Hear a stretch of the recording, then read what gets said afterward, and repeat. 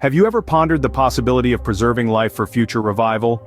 From the dawn of human consciousness, we've been gripped by a yearning for immortality.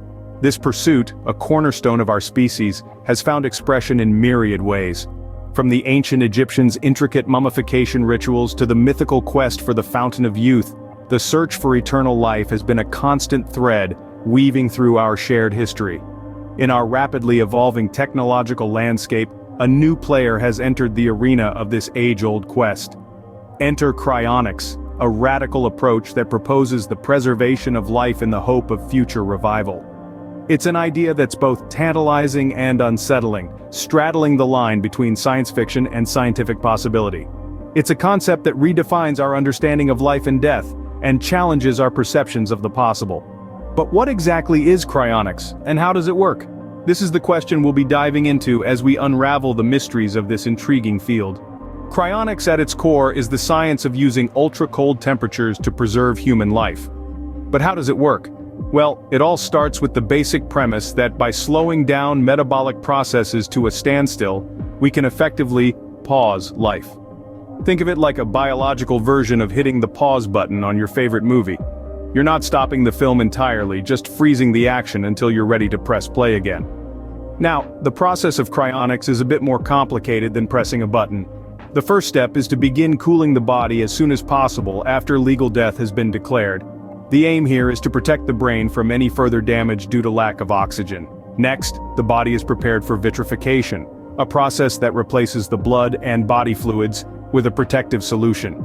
This is where the magic happens. The solution is a mixture of cryoprotectants, chemicals that prevent ice crystal formation. Why is this important? Well, when water freezes, it forms damaging ice crystals. These crystals can rupture cells and cause irreparable damage. Vitrification, however, transforms the body's fluids into a glass-like state, preventing ice formation and preserving the cellular structure. But cryonics isn't without its challenges. Currently, it's a process that has to begin immediately after death, a stipulation that creates some legal and ethical complications. There's also the fact that, at present, we don't have the technology to reverse the process and revive the preserved individuals.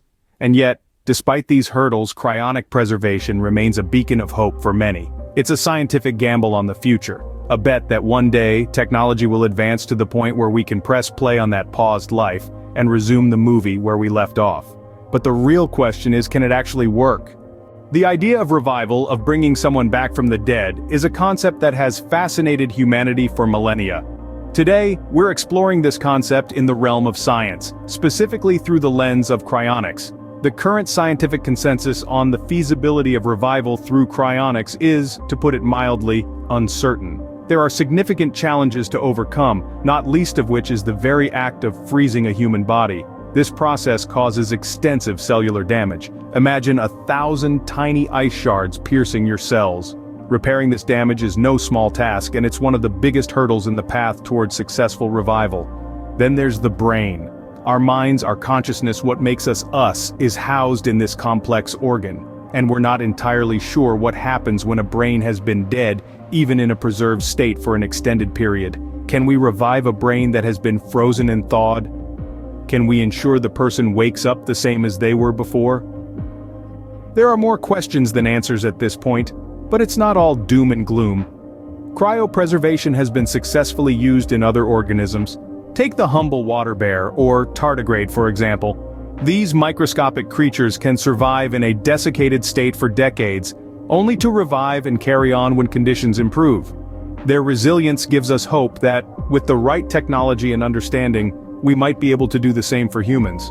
Of course, we're still a long way from reviving a frozen human, but the possibility exists, and it's driving the research and development in this field. It's a tantalizing prospect, one that could fundamentally change how we view life, death, and what lies in between.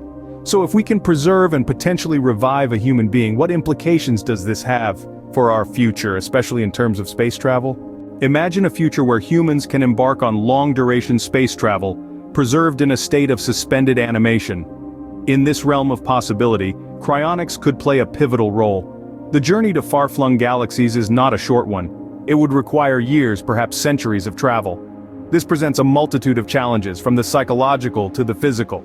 How can humans endure such a lengthy voyage without succumbing to the ravages of time or the detrimental effects of isolation?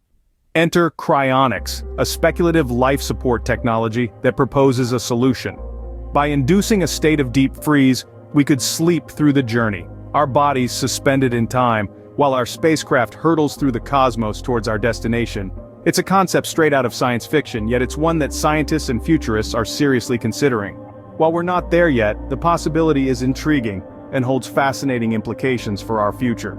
Our investigation into cryonics has taken us from the realms of science fiction to the cutting edge of science fact. We've delved into the intriguing world of low-temperature preservation, exploring the scientific principles that underpin cryonics. We've seen how vitrification allows us to preserve human tissue in a state of suspended animation, ready for a future in which medical technology may allow for revival. We've also considered the tantalizing prospect of using cryonics in space travel. By placing astronauts in a state of cryopreservation, we could potentially overcome the challenges of long-duration space voyages. This could pave the way for human exploration of distant galaxies, previously thought beyond our reach. As we continue to push the boundaries of science and technology, who knows what the future may hold? Perhaps one day the possibility of preserving life for future revival won't be just a dream, but a reality.